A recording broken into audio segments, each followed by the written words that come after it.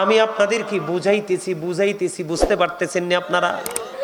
একটা এক্সাম্পল ছাড়া তো আপনাদেরকে বোঝানো সম্ভব না। এবার আল্লাহর নবী ইদ্রিস আলাইহিস সালাম প্রশ্নের সঙ্গে সঙ্গে উত্তর দিলেন, আহারে মরণ, আমার কাছে আমার মরণটা এমন মনে হয়েছে গো, জীবিত একটা প্রাণীকে অথবা জীবিত একটা মানুষকে, জিন্দা একজন মানুষকে পা থেকে চামড়াটা মাথা পর্যন্ত ছুলে ফেললে যেমন হয়, অথবা মাথা থেকে পা পর্যন্ত চামড়াটা তুলে ফেললে একটা মানুষের জিন্দা থাকা অবস্থায় যেমন লাগে রে, আমার কাছে মৃত্যুটাকে তেমনই মনে হয়েছে। এবার সঙ্গে সঙ্গে গায়েব থেকে আসলো আওয়াজ আসলো, যদি আপনি একটা কন্ডিশনে আসতে পারেন, আল্লাহ রাব্বুল আলামিন বলে দিয়েছেন আল্লাযীনা আমানু, যারা ঈমান এনেছে, ওয়া কানু ইয়াত্তাকুন, এবং তাকওয়া অবলম্বন করেছে, লাহুমুল বুশরা, তাদের জন্য সুসংবাদ, ফিল হায়াতিদ দুনিয়া, দুনিয়ার জীবনে, অফিল আখিরা, এবং পরকালের জীবনে। জোরে জোরে সুবহানাল্লাহ। প্রথম হলো আপনি ইমানদার হতে হবে। দ্বিতীয়ত হলো বন্ধু, ঈমান আনার পরে আপনি আল্লাহকে ভয় করতে হবে। তারপরে আপনার জন্য নিয়ামত, লাহুমুল বুশরা ফিল হায়াতিদ দুনিয়া ফিল আখিরা, দুনিয়া এবং আখিরাত উভয় জাহানে আপনার নিয়ামত। জোরে জোরে বলুন না সুবহানাল্লাহ। এই নিয়ামত বন্ধু আমি বলতেছিলাম ইদ্রিস আলাইহিস সালামের কাছে ছিলাম, মনে আছে নি? ছোট্ট করে নবীর স্মরণ কিভাবে করবেন, নবীর মর্যাদা কত, আল্লাহর স্মরণ কিভাবে করবেন বুঝাই দিলাম একটা টপিক্সের মাধ্যমে। ভালো লাগছে নি? মনে রাখবেন তো, এটা মুখস্থ রাখার চেষ্টা করবেন তো বন্ধুরে আমার। আমি আপনাদেরকে একটা এক্সাম্পল দিই। ওই জীবনের প্রথম ধাপ হলো আপনার মৃত্যু। কি? মৃত্যু না হলে কিন্তু ওই জীবন শুরু হবে না। ওই জীবন শুরু হতে হলে আপনার মৃত্যুবরণ করতে হবে। আল্লাহর একজন নবী হযরত ইদ্রিস আলাইহিস সালাম, উনি বন্ধু রোজা রাখতেন, ইফতার গুলো উনি জান্নাত থেকে আসতো। ইফতারি করার পরে যখন তিনি বন্ধু ইফতারগুলো অবশিষ্ট যেগুলো থাকতো, আবার এগুলো রিটার্ন বন্ধু ফিরে যেত জান্নাতে। এমন পাওয়ারফুল নবী তিনি ছিলেন বন্ধু।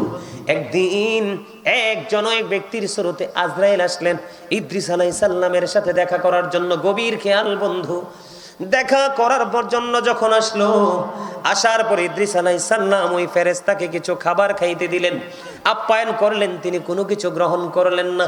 উনি বলতেছেন, নবী গো চলুন আপনাকে নিয়ে একটু ভ্রমণ করব। ভ্রমণের জন্য যখন বের হয়ে গেল, বের হওয়ার পরে বন্ধু ঘুরতে একটা পর্যায়ে তিনি আবার একত্রিত হওয়ার পরে এবার ইদ্রিস আলাইহিস সালাম ওনাকে প্রশ্ন করলেন, আপনি কে? কই আমি হলাম মৃত্যুদূত আজরাইল। কই কেন এসেছেন আমার কাছে? আমার কি মৃত্যুর সময় চলে আসলো নাকি? না না, আপনার মৃত্যুর সময় হয়নি। আমি আপনার সাথে বন্ধুত্ব, একটা বন্ধন তৈরি করার জন্য এসেছি। জোরে জোরে বলুন না সুবহানাল্লাহ। একটা বন্ধন তৈরি করার জন্য এসেছি। এবার ইদ্রিস আলাইহিস সালাম তিনি বললেন, আমার সাথে বন্ধন করতে হলে আপনাকে 3টা শর্ত মানতে হবে। কয়টা শর্ত? প্রথম হলো আমাকে একবার মরণ দিতে হবে। ইদ্রিস আলাইহিস সালাম বললেন, আপনার তো মৃত্যুর সময় হয়নি, কই অনুমতি নিয়ে আসেন। মৃত্যুবরণ করার পরে আমাকে আবার পুনরায় জিন্দা করতে হবে। আল্লাহ রাব্বুল আলামিনের কাছে বন্ধু অনুমতি চাইলেন, আল্লাহ রাব্বুল আলামিন অনুমতি দিয়ে দিলেন। এর পরের শর্ত হলো আপনি একবার আমাকে জান্নাত দেখাইতে হবে। আরেকটা শর্ত হলো আমাকে একবার জাহান্নাম দেখাইতে হবে। নবী গো আপনি কেন একবার জান্নাত দেখতে চান? এবার আল্লাহ রাব্বুল আলামিনের কাছে ইদ্রিস আলাইহিস সালাম দরখাস্ত করে দিলেন। আল্লাহ রাব্বুল আলামিন কবুল করে নিলেন, মঞ্জুর করে নিলেন। আল্লাহর নবী ইদ্রিস আলাইহিস সালামকে আজরাইল আলাইহিস সালাম বললেন, ও আল্লাহর নবী গো, আপনার মৃত্যুর কথা বলেছেন, অনুমতি নিয়ে আসলাম। জীবিত করার কথা বলেছেন, অনুমতি নিয়ে আসলাম। জান্নাত দেখার অনুমতি চাইলেন, নিয়ে আসলাম। কিন্তু নবী আপনি আমাকে একটা কথা দেন, আপনি জান্নাতটা দেখার পরে ফিরে আসবেননি। জোরে বলেন না সুবহানাল্লাহ। আরো জোরে বলেন না সুবহানাল্লাহ। এবার কি করলেন? ইদ্রিস আলাইহিস সালাম কথা দিলেন নবী। ইদ্রিস আলাইহিস সালাম বলেন, আজরাইল রে, ও আজরাইল, আমি কথা দিলাম রে, জান্নাত দেখার পরে আমি ফিরে আসব। কথা দিছেন? কয় হ। এবার আল্লাহর কাছে অনুমতি চাইলেন, আল্লাহ অনুমতি দিয়ে দিলেন। ওনার প্রাণ পাখি বন্ধু কবজ করা হলো, দেহ থেকে প্রাণ পাখি বের করা হলো। আবার ওনাকে পুনরায় ছোট্ট করে বলছে বন্ধু, সময় খুবই অল্প। আবার ওনাকে পুনরায় জিন্দা করা হলো। জিন্দা করার পরে এবার ওনাকে প্রশ্ন করা হলো, নবী গো, আপনি তো মৃত্যুবরণ করেছেন, আবার আপনি পুনরায় জীবিত হয়েছেন, আপনি আমাকে বলে দেন আপনি মৃত্যুটাকে কেমন পেয়েছেন? আমি আপনাদের কি বুঝাইতেছি, বুঝতে পারতেছেন না আপনারা? একটা এক্সাম্পল ছাড়া তো আপনাদেরকে বোঝানো সম্ভব না। এবার আল্লাহর নবী ইদ্রিস আলাইহিস সালাম প্রশ্নের সঙ্গে সঙ্গে উত্তর দিলেন, আহারে মরণ, আমার কাছে আমার মরণটা এমন মনে হয়েছে গো, জীবিত একটা প্রাণীকে অথবা জীবিত একটা মানুষকে, জিন্দা একজন মানুষকে পা থেকে চামড়াটা মাথা পর্যন্ত ছুলে ফেললে যেমন হয়, অথবা মাথা থেকে পা পর্যন্ত চামড়াটা তুলে ফেললে একটা মানুষের জিন্দা থাকা অবস্থায় যেমন লাগে রে, আমার কাছে মৃত্যুটাকে তেমনই মনে হয়েছে। এবার সঙ্গে সঙ্গে গায়েব থেকে আসলো আওয়াজ, আসলো যেই জীবনে যত প্রাণ পাখি কবজ করেছে এটার চেয়ে সহজে আর কোনো প্রাণ পাখি সহজে কবজ করা হয়নি। এবার আজরাইল উত্তর দিয়েছে, নবী গো, আমি এই পর্যন্ত যত প্রাণীর জান কবজ করেছি এত আরামে এত এহসানে আর করিনি। আল্লাহু আকবার। আমি আপনাদেরকে এক্সাম্পল দিয়েছি বন্ধু বোঝার জন্য। নবী, আল্লাহর নবী, তাদের প্রাণ হরণ করা, তাদের জান কবজ করা একটা স্পেশাল নিয়ম তো আছে, ঠিক কিনা বলেন? এটার মধ্যেও যদি এমন বক্তব্য দেয় তাহলে বন্ধু শেষটা কেমন হতে পারে, ভয়ঙ্করটা কেমন হতে পারে? আদবের সাথে সফট যে এটা যদি এমন হয় তাহলে কঠোরতাটা কেমন হতে পারে? মূসা কালিমুল্লাহ যখন পৃথিবী ছেড়ে চলে গেলেন বন্ধু, ওনাকে প্রশ্ন করা হলো, আপনি আপনার মরণটাকে কেমন পাইছেন? তিনি উত্তর দিয়ে দিলেন, আমি আমার মরণটাকে এমন মনে করেছি, আমার কাছে আমার মৃত্যুটাকে এমন মনে হয়েছে গো, আমার কাছে মনে হয়েছে জীবিত একটা চড়ুই পাখিকে উত্তপ্ত তেলের কড়াইয়ের মধ্যে ছেড়ে দিলে ওই চড়ুই পাখিটার যেমন অবস্থা হয়, আমি মূসার কাছে মরণটা ঠিক তেমনই মনে হয়েছে। জোরে জোরে বলুন আল্লাহু আকবার। আল্লাহ রাব্বুল আলামিন 8 জন নবীকে স্বর্গীয় উপাধি দিয়েছেন। কয়জন নবী? 8 জন নবীকে স্বর্গীয় উপাধি দিয়েছেন। একজন হলো আপনার আমার প্রাণের নবী ও বন্ধু, আর একজন হলো আদম সফিউল্লাহ, নূহ নাজিউল্লাহ, ইব্রাহিম খলিলুল্লাহ, ইসমাইল জবিউল্লাহ, দাউদ খলিফাতুল্লাহ, মূসা কালিমুল্লাহ, ঈসা রুহুল্লাহ, মূসা কালিমুল্লাহ। আল্লাহর সাথে মূসা কালিমুল্লাহ কথা বলেছেন। মূসা স্পোক টু আল্লাহ। জোরে জোরে বলেন না সুবহানাল্লাহ। বন্ধুরে আমার, উনি যদি বলে ওনার মরণটা এমন হয়েছে, তাহলে পাপী মানুষের মরণ কেমন হতে পারে রে? আপনার আমার প্রাণের নবীর শ্রেষ্ঠ মুবারক বুক মুবারকের উপরে যখন আজরাইল হাত রাখলো, আজরাইল রাখার পরে আমার নবী প্রশ্ন করলো, রে আজরাইল, তুমি আমার বুকের উপরে কি রেখেছো? নবী গো, আমার একটা অংশ রেখেছি। আমার নবীজি একটা ডাক দিয়ে বললেন, আজরাইল, আমার কাছে মনে হয় ও আজরাইল, আসমান জমিন যদি আমার বুকের উপর তুলে দেওয়া হতো রে, আমি নবীর কাছে এত কষ্ট করে মনে হতো না। তোমার একটা অংশ আমার উপরে রেখেছো, আমি এতটাই কষ্ট ভোগ করতেছি, অনুভব করতেছি বন্ধু। আমার নবী একটা ডাক দিয়ে বললেন, আজরাইল রে, আমার উম্মত এত কষ্ট সহ্য করতে পারবে না, আমার উম্মত গুলো দুর্বল, সইতে পারবে না, আমাকে আমার উম্মতের যন্ত্রণা পর্যন্ত তুমি দিয়ে দাও। জোরে জোরে বলেন না সুবহানাল্লাহ। বন্ধুরে আমার, ঈসা নবী এমন একজন নবী ছিলেন বন্ধু, ওনার হাতের ইশারায় আশার আঘাতে মরা মানুষ জিন্দা হয়ে যাইত। এটা আপনারা শুনছেননি কখনো? একবার ঈসা নবীর ওনার একটা মুজিজা ছিল বন্ধু। একদিন উনি এবং ওনার সঙ্গীরা অনুমতি নিয়ে একটা বকরি খেয়েছিলেন। ওনার সঙ্গীদেরকে সহ বলেছিলেন, তোমরা বকরিটা খাওয়ার পর একটা কাজ করবা, কাজটা হলো তোমরা চামড়াগুলো, হাড়গুলো একত্রিত করে রাখবা। বকরি জবাই হলো, গোস্ত মানুষ খেয়ে ফেললো, এক জায়গার মধ্যে রাখা হলো। ঈসা নবীর হাতে একটা বরকতময় আশা ছিল, আশাটা দিয়ে টাচ করতে দেরি, ওই বকরি আবার পুনরায় জিন্দা হয়ে পালে যাইতে দেরি করে না। সুবহানাল্লাহ বলেন না। আমি আপনাদেরকে বুঝাইতে চাই বন্ধু, মৃত্যুটা কেমন হবে। ঈসা নবীর কাছে একদিন এক বেঈমান এসে ডেকে ডেকে বললেন, ও আল্লাহর নবী ঈসা, আপনি তো মরা মানুষ জিন্দা করতে পারেন, পুরনো কোনো মৃত্যু ব্যক্তিকে জিন্দা করতে পারবেন কি? এবার ঈসা রুহুল্লাহ ডেকে ডেকে বললেন, তুমি বলো আমি কাকে জিন্দা করব?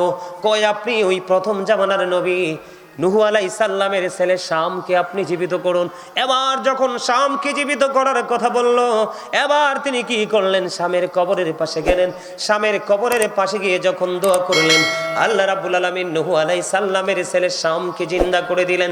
শাম যখন জিন্দা হয়ে উঠল, শামের সাথে উপস্থিত মানুষগুলো কথা বললেন, ওনাকে প্রশ্ন করলেন, আপনাদের জামানায় মানুষের তো চুল পাকতো না, দাড়ি পাকতো না, আপনার চুল দাড়িগুলো কেন পাইকা সাদা হয়ে গেল? ওই যে দেখেন ওই চাচার চুল দাড়িগুলো একটাও কিন্তু কালো নাই, ওনার মতো সাদা হয়ে গেল, একবারে ধবধবে সাদা। উপস্থিতিরা প্রশ্ন করলো, আপনার চুল দাড়িগুলো কেন সাদা হয়ে গেল? এবার তিনি উত্তর দিলেন, নূহ আলাইহিস সালামের ছেলে শাম তিনি উত্তর দিলেন, আমার চুল দাড়িগুলো পেকে যাওয়ার কারণ হলো, আমার চুল দাড়িগুলো পাইকা যাওয়ার কারণ হলো, আমি জানি মানুষ একবার ইন্তেকাল করবে আর ওই দিন মানুষ জিন্দা হবে, ওই দিনটা হলো কিয়ামতের দিন। আমাকে যখন আজকে ডাকা হলো, আমার কাছে মনে হয়েছে কিয়ামত মনে হয় কায়েম হয়ে গেছে, সেই আতঙ্কে চুলদারিগুলো পাইকা সাদা হয়ে গেছে। ওনাকে প্রশ্ন করা হলো, আপনার মৃত্যুর বয়স কত? কয় আমি যে মৃত্যুবরণ করেছি মৃত্যুর বয়স হলো 4000 বছর। তিনি নূহ আলাইহিস সালামের ছেলে শাম একটা ডাক দিয়ে বলল, আমার মৃত্যুবরণ করেছি, মরণ হয়েছে 4000 বছর হয়েছে, এখনো পর্যন্ত আমি মৃত্যুর যন্ত্রণা ভুলতে পারি নাই। বন্ধু, কেমন করে বাঁচবা? বাঁচার তো কোনো উপায় নাই, পৃথিবীর কোনো জায়গা নাই যে তুমি মৃত্যু থেকে পলায়ন করতে পারবা। এই মৃত্যু যদি তোমার নেয়ামত হয়, ওই মৃত্যু যদি তোমার সুন্দর হয়, তাহলে তোমার সব কিছু সুন্দর হয়ে যাবে। ও বন্ধু, তিনি বললেন, আমি 4000 বছর হয়েছে ইন্তেকাল করেছি, এখনো পর্যন্ত আমি মৃত্যুর যন্ত্রণা ভুলতে পারিনি। মৃত্যুর যন্ত্রণাটা ভুলবে কেমন করে? মৃত্যুর সবচেয়ে কম যন্ত্রণা হলো, মৃত্যুর সবচেয়ে একবার লয়েস্ট যে শ্রেণীর যন্ত্রণা কষ্ট, সেটা হলো 1000 তলোয়ার মারার আঘাতের সমান। আল্লাহু আকবার বলেন না। একটা মানুষের বডিতে যদি 1000টা তলোয়ার দিয়ে আঘাত করা হয়, সহ্য করা যাবে? কেমন হবে যন্ত্রণা? 1000টা আঘাত যদি লাগায় বন্ধু, একদিকে 1000টা তলোয়ারের আঘাত, আর একদিকে আপনি যখন ডাক্তারের কাছে যাবেন, একটাকে সেলাই করবে, ওই দিক দিয়ে এক যন্ত্রণা, যন্ত্রণার কোনো শেষ নাই। বন্ধু, একটা আপনাকে আংশিক একটা ধারণা দিয়ে দিলাম, হাদিস শরীফের মধ্যে এসেছে মৃত্যুর সবচেয়ে কম যন্ত্রণা হলো 1000 তলোয়ার মারার আঘাতের সমতুল্য। আওয়াজ তুলে বলুন আল্লাহু আকবার। এই যন্ত্রণা থেকে, মৃত্যুর যন্ত্রণা থেকে বাঁচতে চান কি চান না? কবরের আযাব থেকে বাঁচতে চান কি চান না? ওই হাসরে নেয়ামত চান কি চান না? নবীজির দিদার চান কি চান না? আরো জোরে বলেন। সবাই চান। চাইলে আপনাদেরকে ওই যে বলেছি আল্লাহর কোরআন থেকে, আল্লাযীনা আমানু, যারা ঈমান এনেছে, তার মানে ঈমানদার হতে হবে, ওয়া কানু ইয়াত্তাকুন, এবং তাকে অবলম্বন করেছে, তার মানে ভয় করতে হবে, লাহুমুল বুশরা, তাদের জন্য সুসংবাদ, ফিল হায়াতিদ দুনিয়া ফিল আখিরাহ। আল্লাহ রাব্বুল আলামিন বলেছেন, ঈমান আনার পরে, ঈমানদার হওয়ার পরে যদি অন্তরে ভয় রেখে জীবন যদি তুমি পরিচালনা করতে পারো, তোমার জন্য গুড নিউজ হলো দুনিয়াতে এবং আখিরাতে। তার মানে কবর যেমনটি হোক বন্ধু, আমি কি পজিটিভ দিক নিয়ে একটু আলোচনা করবনি? কথা বলেন, করব? জান্নাতের মধ্যে বন্ধু মিনিমাম 100টি স্তর আছে। কয়টি? মিনিমাম 100টি স্তর আছে। আপনার কত জায়গার প্রয়োজন, আপনার কত সোনার প্রয়োজন, আপনার কত অর্থের প্রয়োজন, আপনি যদি জান্নাতি হন, আপনার যে ঘরটা সেটা পুরোটাই হবে সোনার তৈরি। আপনার কত স্বর্ণের প্রয়োজন, আপনার কত বিশ্রামের প্রয়োজন। জান্নাতের একটা বৃক্ষ এত বিকট হবে, এত বড় হবে রে, পৃথিবীর সবচেয়ে দ্রুতগামী যেই ঘোড়াটা, যেই হর্স, মানে রান ফাস্ট, ঠিক কিনা বলেন? ঘোড়া কি দৌড়াইতে পারে কিনা বলেন? ফাস্ট না স্লো?